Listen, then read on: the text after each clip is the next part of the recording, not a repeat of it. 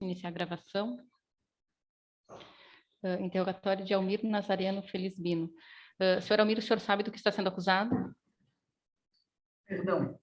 O senhor sabe do que está sendo acusado? Sim. Conversou com seus advogados sobre isso? Sim. Certo. O senhor tem aqui o direito de permanecer em silêncio, sem que isso, né, possa ser considerado em seu desfavor, ou, se preferir, pode responder as perguntas que forem feitas. Certo? Se tiver qualquer dúvida também, o senhor pode conversar com seus advogados sobre a pertinência de responder ou não algum questionamento. Ok. Eu faço primeiro algumas perguntas sobre a sua vida pessoal. O senhor é casado? Moro junto. Uhum. Há quanto tempo? 6, 7 anos. Uhum. O senhor tem filhos? Sim. Quantos filhos e que idade eles têm? Eu tenho o Gabriel, de 15 anos, o Nicolas, de 18, o Isaac, de 29, e eu tenho um filho que já faleceu há 7 anos. Uhum.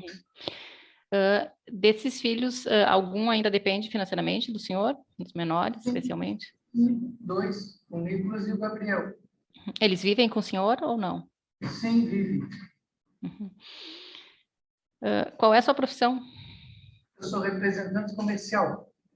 Em que área? De que tipo de produto, equipamento? Eu vendo arroz na região da Grande Florianópolis e na temporada eu continuo fazendo voos duplos. É onde o período que a gente não trabalha na representação, a gente pratica, né, esse serviço na Praia Brava. O senhor, com isso, consegue ter uma renda mensal de aproximadamente quanto?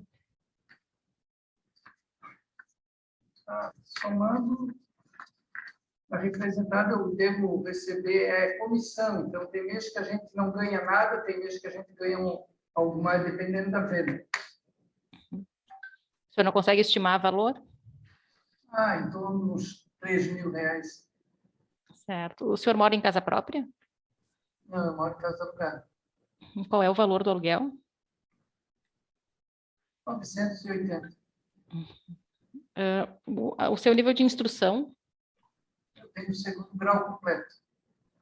O senhor tem algum outro curso profissionalizante, alguma outra formação? Não, só o segundo grau. Só voo livre. Instrutor de voo livre. Uhum. Certo. O senhor já foi preso ou processado antes? Não, nunca.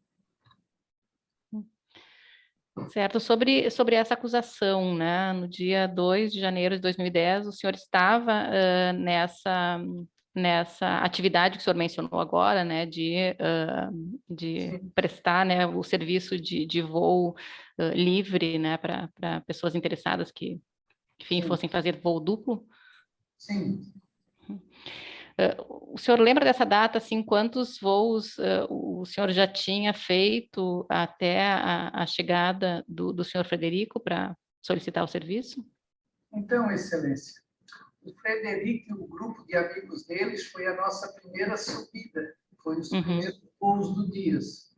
Eu voei antes com 2 ou 3 amigos deles, ou que estavam no mesmo grupo, não sei se são amigos. Eles vieram até mim no estacionamento e tinham a vontade de fazer um voo instrutivo. E a gente foi fazer esse voo. Eu voei como, né, eu falei antes, 2 ou 3 voos antes, e depois eu voei com o Frederico. Certo. O senhor lembra o horário? Olha, já tem muito tempo, mas eu acredito que foi a partir de 11h30 para frente, talvez 13 ou 14 horas. E o senhor lembra como é que estavam as condições de tempo, né, condições atmosféricas nesse dia? Sim, lembro sim. Lembro, estava a condição perfeita, céu azul, estava tudo dentro da condição normal de trabalho. Equipamento também, o senhor tinha um equipamento que era relativamente novo, ou enfim, que estava com manutenção feita há pouco tempo? Sim, Excelência. Os meus equipamentos eu cuido da manutenção, eu troco ele, parcelo, faço troca e eu troco de 1 ano e meio, 2 anos, eu estou trocando equipamento. Uhum. O senhor, nesse dia, né, tem condições de identificar qual foi a pista utilizada, né, ou de nos dizer, identificar qual a pista utilizada e por que que essa pista foi utilizada? Foi na rampa de Nordeste que o vento estava de leste-nordeste. Uhum. Haveria possibilidade de utilizar outra rampa? Não haveria. Seria essa... Naquele momento, seria aquela rampa ali. Se não teríamos condições de decolar de uma outra rampa, que é um equipamento de voo livre, não é um equipamento motorizado. Então, a gente precisa daquela brisa de frente para o equipamento poder decolar. Senhor, o senhor pode terminar. Em uma outra rampa, eu não teria condição de decolar. O equipamento não decola. Não sei se a senhora consegue me entender. Eu preciso de um vento no nariz para ele poder decolar. Certo. Nesse dia havia outras pessoas ou empresas voando? Sim, havia outras pessoas voando. Na mesma pista? Na mesma rampa? Sim, na mesma rampa, na rampa ao lado. Era duas rampas, na rampa do Nordeste e Leste, a gente tem 2 pontos de decolagem e pouso. O senhor mencionou que voou com 2 ou 3 pessoas antes de ter voado com o senhor Frederico, que estavam no mesmo grupo, né? Sim. E outra pessoa que eu não lembro o nome. As condições assim de agitação, nervosismo, enfim, do Frederico durante o voo, o senhor chega a recordar se isso foi diferente em relação aos passageiros anteriores, né? Ele estava um pouco alucinado.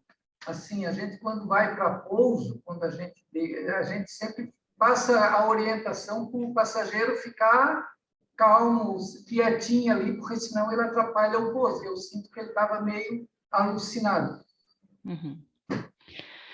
O senhor teria condição de nos fazer assim um relato do que aconteceu, né? Enfim, com as suas palavras, sem perguntas, né? A partir do momento em que chegou, como é que se desenrolou o voo, né? Até a queda e depois como foi feito o socorro, enfim, se o senhor puder nos fazer esse relato. Sim.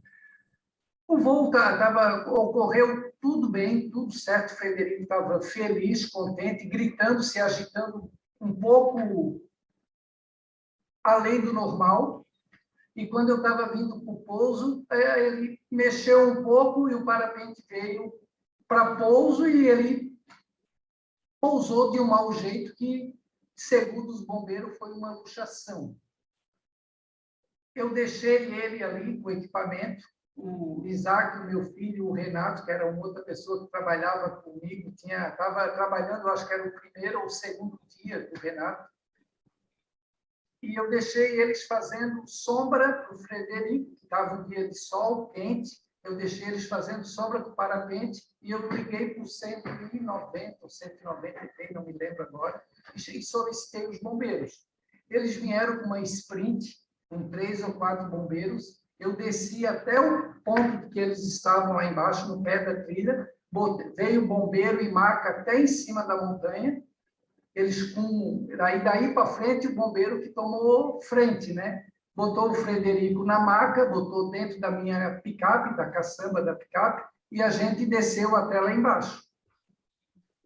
De lá, os bombeiros encaminharam o Frederico para o Hospital Celso Ramos, e eu subi, o outro grupo trouxe até a praia o equipamento, deixei o pessoal o pessoal do grupo na praia, e eu vim embora e toquei para o Hospital Celso Ramos, que é caminho da minha casa. E quando eu cheguei lá, eu fui procurar pelo ocorrido, eles me falaram que Frederico estava muito agitado e brigou com todo mundo, disse que estava dentro de um açougue, foi essa palavra que eles me falaram, e ele solicitou um outro transporte e foi para uma clínica particular. O senhor, voltando ainda um pouco, né, no momento do voo, o senhor tem a recordação, assim, de quanto tempo de voo, né, teve antes da queda? Excelência, geralmente é um voo que ele dura de 10 a 15 minutos. Já estava no final. Já estava no final, não, eu estava no pouso, estava aproximando para pousar. Estava aproximando para pousar, estava 2, 3 metros do pouso. Uhum.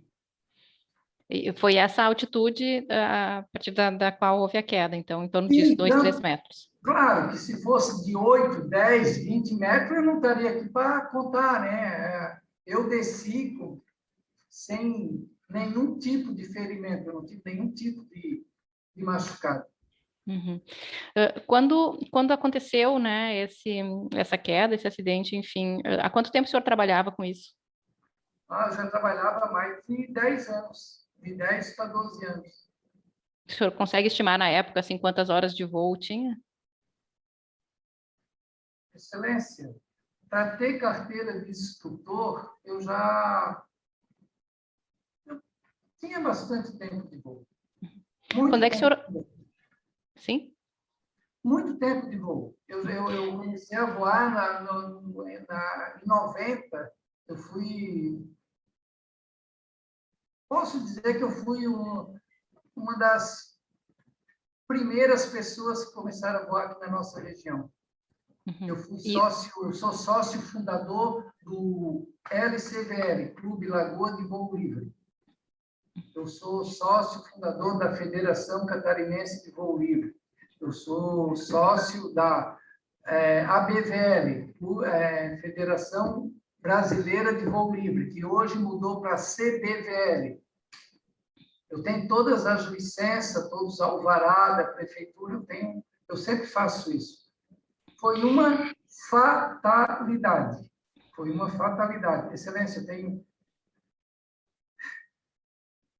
eu perdi um filho em 2014 é um esporte de risco, mas é uma coisa que é raro acontecer. O voo na praia é um voo muito tranquilo, é um voo que ele é um vento que vem limpo do mar, ele não tem interferência.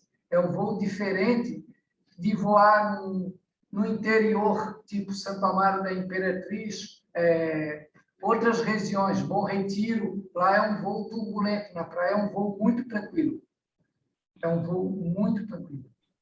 Nessa época, né, então, quando aconteceu o acidente, o senhor já era instrutor? Sim, já era instrutor e há bastante tempo. Uhum. Há mais de 4, 5 anos. E o senhor, na época, tinha uma empresa, tem ainda? Tenho ainda. Uhum. Continuo trabalhando.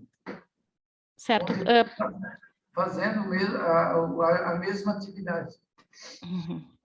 E que tipo de formação, né, se tinha que ter para poder trabalhar como instrutor ou ter uma empresa desse tipo, né, prestando esse tipo de serviço?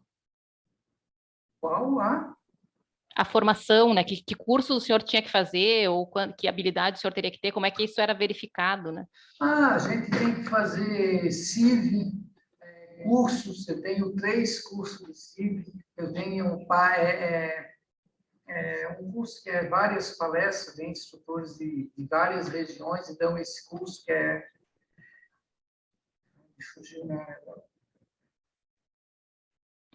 Clínica de instrução. Eu tenho diplomas, não é um nem dois, eu tenho vários. Todos, sempre que tem, hoje ainda, sempre que tem essas clínicas de instrução, eu estou sempre presente e me aperfeiçoando. O senhor lembra na época, assim, quais eram as autorizações necessárias para né, poder operar nesse esporte, especialmente para fazer isso comercialmente, né, prestando serviço, como o senhor fazia? Lembra, assim, quem dava a autorização? Sim. A princípio, a prefeitura, ela libera uma licença lá, um alvará para trabalhar na praia, e a gente, que é do clube, nós temos, eu como instrutor, eu preciso dar bons exemplos. Então, eu sempre voei com habilitação. E nessa época, né, o senhor recorda se havia realmente algum tipo enfim, de controle ou de fiscalização por parte da federação ou da confederação, né, se tinha algum tipo de fato, se a confederação ou a federação poderiam estabelecer esses requisitos e fiscalizar esses requisitos, ou se era alguma coisa um pouco mais informal, né? Não era informal, há muito tempo atrás, né? Isso já tem 12 anos atrás. E há 12 anos atrás a gente já tinha habilitação, já tinha carteira, já trabalhava bem certo. Fiscalização, quem fiscaliza é o clube local. Hoje, se chega um turista lá, com equipamento inadequado, sem reserva, sem capacete, eu vou chegar nele e vou te falar, amigo, aqui a gente não permite voar dessa maneira. Eu e outros colegas, a gente vai lá e interfere para segurança do próprio piloto. Certo. E, o senhor lembra se nessa temporada, especialmente, o senhor estava com o alvará da prefeitura em dia? Se teve algum momento assim que a empresa ficou sem o alvará e continuou funcionando? O que acontece? A prefeitura nem sempre ela atende a gente na mesma velocidade. É igual a federação. Hoje nós estamos dia 15 de março. Eu já estou com as minhas mensalidades, tudo certinho, tudo em dia, e acontece deles atrasar e mandar a nossa carteira. Mas está sempre, religiosamente, sempre em dia. No dia 10, em 2010, eu estava com a minha carteira tudo em dia e licença também. Certo. Depois do acidente, né, o senhor mencionou que foi até o hospital, ficou sabendo da transferência. O senhor Frederico pediu, ou o senhor prestou algum tipo de auxílio financeiro com as despesas médicas, com transporte, enfim, algum tipo de necessidade naquele momento derivada do acidente?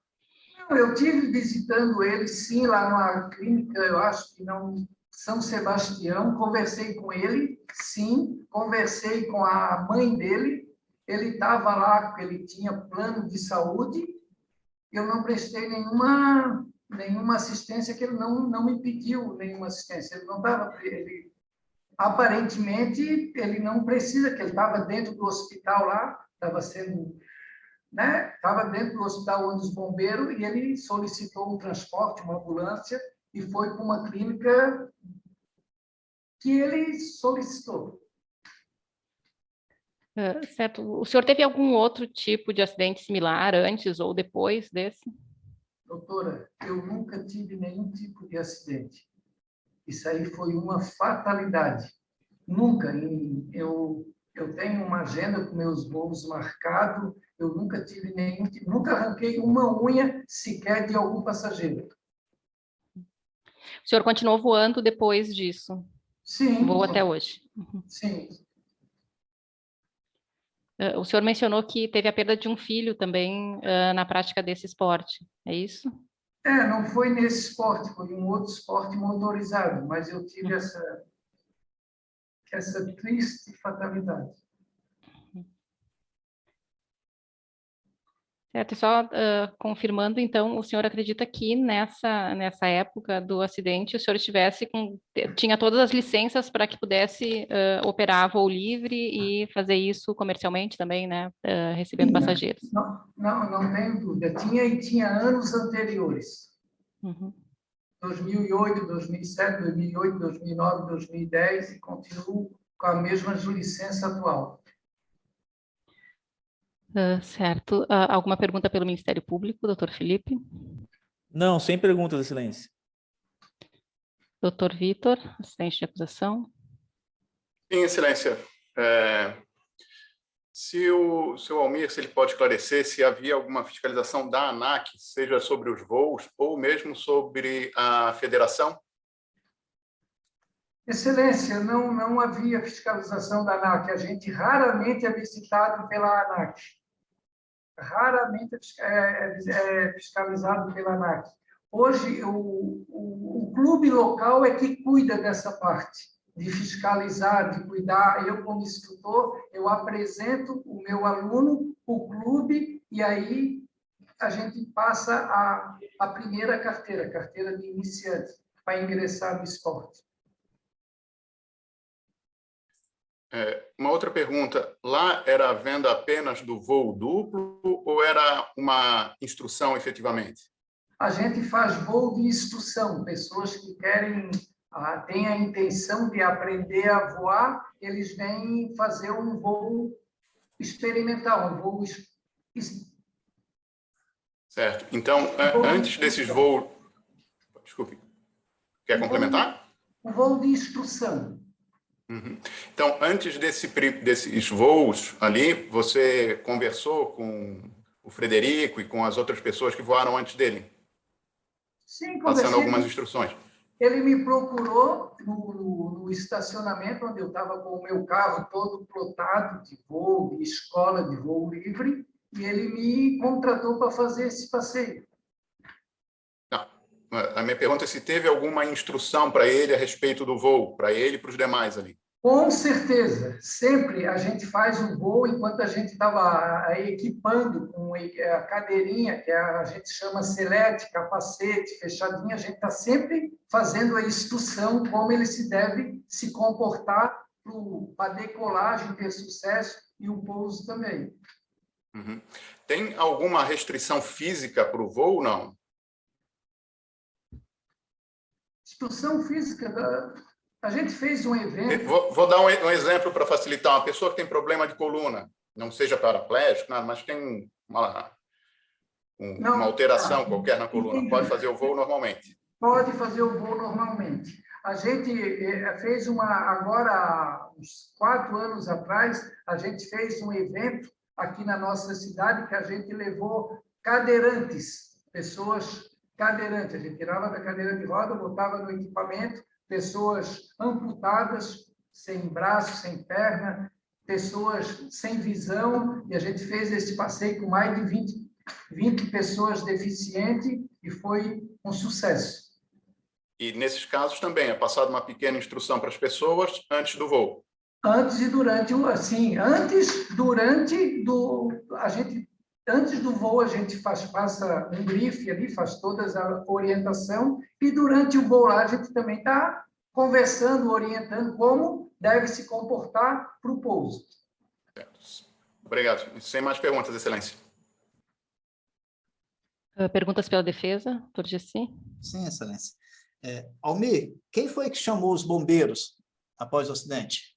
Fui eu que chamei. Tá. Enquanto os bombeiros chegaram, você deu toda a assistência lá no local para o Frederico? Sim. Eu não lembro exatamente se era 3 ou 4 bombeiros, mas eu fui lá na ambulância, botamos a maca e os bombeiros entraram dentro do meu carro, a gente subiu uma trilha, que é uma trilha relativamente difícil, que só sobe em carro 4x4. Chegou lá, os bombeiros tomaram a frente, botaram o Frederico na maca para não se mexer, e a gente desceu até o carro dele, onde a gente encaminhou, o bombeiro encaminhou ele para o hospital. Nesse momento, quando o bombeiro saiu para o hospital, eu voltei, fiz a trilha novamente para atender o pessoal que estava lá em cima. Os colegas deles que voaram anteriormente com você estavam lá também, presenciaram o fato? Sim, presenciaram. Você voou anteriormente com os 2 amigos deles lá? Sim, eu não me recordo se foi com 2 ou com 3. E correu tudo tranquilo com esses demais? Tudo tranquilo. Você acha que a ordem aí poderia ter acontecido com o Frederico se ele fosse o primeiro a voar e sendo o último, essa ordem alterou alguma coisa ou não? Doutor, é uma resposta, como é que eu vou te falar? Se ele tivesse o mesmo comportamento, poderia sim. Mas o que eu posso te falar, né? Não dá para me responder. O comportamento dele colocou em risco a sua integridade física também, ou a sua vida? Acredito. Como ele teve essa luxação no joelho, eu poderia sim ter... Que eu estou atrás dele, eu bato no chão primeiro do que ele. Nesses 30 anos sua, Almir, você chegou a formar quantos pilotos na Grande Florianópolis? Eu não tenho conta, mas há bastante alunos. Mais de 100? Não, talvez próximo de 70, 80. como eu não tenho uma frequência de... Eu tenho meu trabalho que eu preciso cuidar, eu também é mais finais de semana. Eu não trabalho todos os dias na semana com instrução. Esse incidente que você classifica como incidente te trouxe algum trauma? Você deixou algum tempo de voar, algum tratamento, alguma coisa assim ou não? Não, não. Eu estava voando no dia seguinte. No momento lá que ocorreu a situação, a única lesão que aparentemente você pôde ter notado foi o joelho do Frederico? Eu não sei quem me falou isso foi os bombeiros, que foi uma luxação. Ele sentiu uma luxação e os bombeiros que me falaram, eu não tenho conhecimento. Excelência, estou satisfeito, sem mais perguntas. Doutora Cátia, alguma pergunta aí? Eu tenho sim, Excelência. Almir, você disse que você faz as orientações antes, durante o voo, certo? Certo. O que o senhor falou para o Frederico quando ele começou a se mexer, naquele estado de euforia? Olha, eu pedi para ele ficar calmo, que imagina, vou dar um exemplo. Eu estou levando você de carona de bicicleta. A gente vai parar. Tu está balançando, fazendo um jogo de corpo muito grande ali atrás. Eu posso, tu pode me derrubar. Então, essa orientação a gente não tem, né? Qualquer pessoa de sã confiança, de sã consciência, tem que entender que eu estou ali, ele está de carona comigo, voando, não é andando de bicicleta, eu tenho que se comportar conforme a orientação. Os colegas, amigos, enfim, do senhor Frederico, que realizaram esse primeiro voo, como é que eles se comportaram? Seguir a orientação correta. Quando está voando, seu Almir, tem possibilidade de tirar foto? Sim, tem condições de tirar foto. Eu já fiz voo que eu tenho vídeo gravado, pessoas que levam um violão e fazem uma música lá em cima. Eu tenho voos que eu voei com eu tenho muita história de voo, durante muito tempo eu voei. Eu tenho uma senhora que veio voar porque ela descobriu que estava com câncer. E depois daí veio no ano seguinte, depois de 2 anos ela não veio, ela é de um outro país, veio o esposo dela com as cinzas, para a gente fazer o voo na praia, e era o desejo dela jogar as cinzas dela na praia, né? Certo. Seu Almir, quando o senhor foi visitar o seu Frederico, o senhor falou que conversou com a mãe, né? Sim. Ele e a mãe reclamaram ou falaram dessa situação de saúde dele? Olha, eu não sabia e eu não consegui identificar que ele fazia uso de droga. Eu fiquei sabendo isso numa audiência que ele admitiu lá em São Paulo, que ele estava com efeito de droga. Se eu soubesse, eu não teria voado. Eu não teria pular voando com 1, voando com 2. Quando ele chegou, conectou e a gente decolou. A decolagem foi tudo certo, um sucesso. Durante o voo estava tudo tranquilo, ele muito feliz, fazendo fotos, né? O pessoal embaixo fazendo foto. E quando a gente veio para o pouso, ocorreu essa fatalidade. Certo. E após a situação aí da visita dele, provavelmente ele deve ter voltado para São Paulo, o senhor recebeu alguma ligação por parte dele, de ameaça, alguma coisa do sentido, senhor? Olha, eu recebi várias ligações de São Paulo com ameaça, dizendo, te peguei, te encontrei. Eu nunca me escondi em momento nenhum dele. Eu fui no hospital, ele perguntou, a gente conversou normalmente, eu nunca, para minha surpresa, depois de um certo período, eu recebi essa intimação. Até então, eu não sabia de nada. Ok, Excelência. Sem mais perguntas. O senhor tem alguma coisa a mais que queira dizer em sua defesa? Não, doutora, não tenho mais nada. Certo, então, interrogatório encerrado.